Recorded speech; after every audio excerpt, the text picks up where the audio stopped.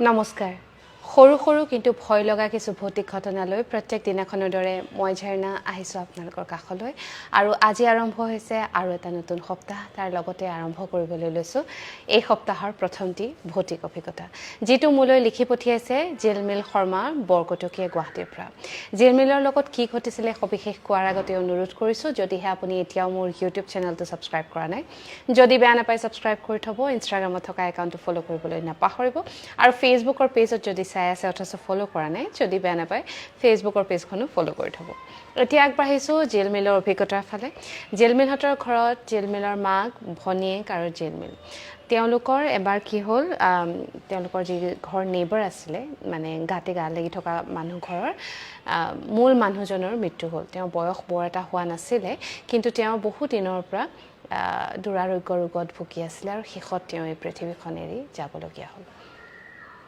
আৰু তাৰ পিছৰে পৰা তেওঁলোকৰ লগত জিলমিলহঁতৰ লগত কিছুমান এনেকুৱা ঘটনা ঘটিলে যাৰ বাবে তেওঁলোকে ভাবিবলৈ বাধ্য হ'ল যে সঁচাকৈয়ে মানুহ ঢুকোৱাৰ পাছত কেইদিনমানলৈ তেওঁ এই পৃথিৱীতেই থাকি যায় নেকি সেই মানুহজন ঢুকোৱাৰ পাছত তেওঁ দহা কাজ শেষ হোৱা নাছিলে আৰু তেতিয়া তেওঁলোকৰ মানে বিভিন্ন ধৰণৰ অভিজ্ঞতা কৰিবলৈ ল'লে জিলমিলৰ ভনীয়েকে সাধাৰণতে নিশা অলপ দেৰিলৈকে পঢ়ে আৰু তাৰপিছত দুয়োজনী একেটা ৰুমতে শুৱে সেইদিনাখন যিদিনাখনৰ অভিজ্ঞতা তেওঁ শ্বেয়াৰ কৰিছে সেইদিনাও প্ৰায় 11:30-12 মান বজালৈকে জিলমিলৰ ভনীয়েকে পঢ়ি আছিলে তাৰপিছত দুয়োজনী শুবলৈ ল'লে আৰু শুৱাৰ পিছত তেওঁলোকে কাৰোবাৰ কান্দোনৰ শব্দ শুনিছে জিলমিলহঁতৰ যি ঘৰ মানুহৰ মানে মূল মানুহজন ঢুকাইছিলে তেওঁলোকৰ লগত বাউণ্ডাৰী শ্বেয়াৰ কৰে আৰু সেই বাউণ্ডাৰীটোত শাৰী শাৰী তামোল গছ আছিলে আৰু তেওঁলোকে শুনিছে তামোল গছৰ ওপৰৰ পৰা কোনোবাই যেন চিঞৰি কান্দিছে প্ৰথমে এজোপা তামোল গছ তাৰপিছত তাৰ কাষৰ জোপা তামোল গছ তেনেদৰে ইজোপাৰ পিছত সিজোপালৈ যেন কোনোবা বগাই গৈ আছে আৰু বিৰাট ইনাই বিনাই কান্দিছে জিলমিলৰ ভয় নলগা নহয় কিন্তু ভনীয়েক লগত থকাৰ কাৰণে তাই ভনীয়েকক সাহস দিবৰ কাৰণে কৈছে যে হয়তো চাগে মেকুৰীয়ে কান্দি আছে তই বেছি ভয় নকৰিবি পিছে সেই নিশাটো জিলমিলে উজাগৰি কটালে ভনীয়েকক সাহস দি তাইক শুৱালে হয় পিছে ইমানেই বেছি ভয় খালে জিলমিলে যে ৰাতি টোপনিয়ে নগ'ল সেই ঘটনাটো এদিন নহয় প্ৰায় 2-3 দিন হ'ল আৰু তাৰ পিছত এদিনাখনৰ কথা সেইদিনাখন কাৰেণ্ট নাছিলে সাজ লগাৰ পাছত কাৰেণ্ট গৈছে আৰু তেতিয়া জিলমিলৰ মাক আৰু ভনীয়েক তেওঁলোকৰ বাৰান্দাতে বহি কথা পাতি আছে মাকে লেম্প এটা জ্বলাই থৈছিলে কিন্তু লেম্পটো ইতিমধ্যে নুমাইছে আৰু তেওঁৰ হাতত পিছে মেচ বক্স এটা আছে যে জ্বলাবলগীয়া হ'লে তেওঁ আকৌ লেম্পটো জ্বলাই ল'ব জোনাক নিশা গতিকে সুন্দৰ এটা পোহৰ আৰু তেওঁলোকে বাহিৰতে বাৰান্দাতে বহি বিভিন্ন ধৰণৰ কথা পাতি আছে তেতিয়া জিলমিলৰ মাক আৰু ভনীয়েকে দেখিছে তেওঁলোকৰ চোতালখন যিখন এখন পকী চোতাল পকা কৰি থোৱা চোতাল সেইখনত কোনোবাই হাৱাই চেণ্ডেল পিন্ধি খোজকাঢ়ি আছে প্ৰথমে জিলমিলহঁতে শব্দটো শুনিছে তাৰপিছত তেওঁলোকে এটা অবয়ব দেখা পাইছে ঠিক মানে স্পষ্ট কোনো মানুহ বা তেনেকুৱা নহয় কিন্তু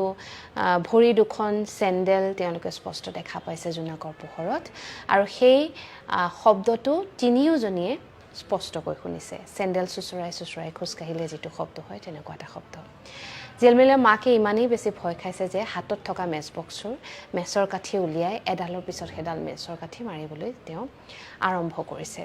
আৰু তাৰপিছত 2-3ডাল মেচৰ কাঠি মৰাৰ পাছত কাষতে থকা লেম্পটো তেওঁ জ্বলাই দিছে আৰু লেম্পটো জ্বলাৰ লগে লগে সেই শব্দ আৰু সেই অবয়ব তেওঁলোকৰ চোতালৰ পৰা নাইকিয়া হৈছে তেতিয়া জিলমিলে মাকক আগৰ কেইদিন শুনা সেই কান্দোনৰ শব্দৰ কথাও কৈছে তেতিয়া মাকে কথাষাৰ শুনি ক'লে যে তেওঁ সেই একেই শব্দ শুনিছিলে কিন্তু ছোৱালীকেইজনীয়ে ভয় কৰিব বুলি তেওঁ কোৱা নাছিলে আৰু সেই ঘটনাটোৰ পাছদিনাখনেই আচলতে সেই মানুহজনৰ তেওঁলোকৰ যিজন চুবুৰীয়া মানুহ ঢুকাইছিলে তেওঁৰ দহা আছিলে আৰু তাৰপিছত কাজ ভোজ হ'ল আৰু সেই সকাম শেষ হোৱাৰ পাছত অৱশ্যে জিলমিলহঁতে আজিলৈকে তেনেকুৱা কোনো শব্দ তেনেকুৱা কোনো অবয়ব প্ৰত্যক্ষ কৰা নাই জিলমিলৰ মাকে তেতিয়া জিলমিলৰ ভনীয়েকক বুজাইছে যে মানুহে যেতিয়া মানে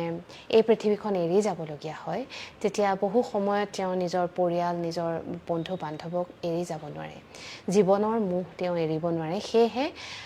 মানে মানুহে কোৱা কথা যে দহা কাজ নোযোৱালৈকে আত্মাটো এই পৃথিৱীতেই থাকে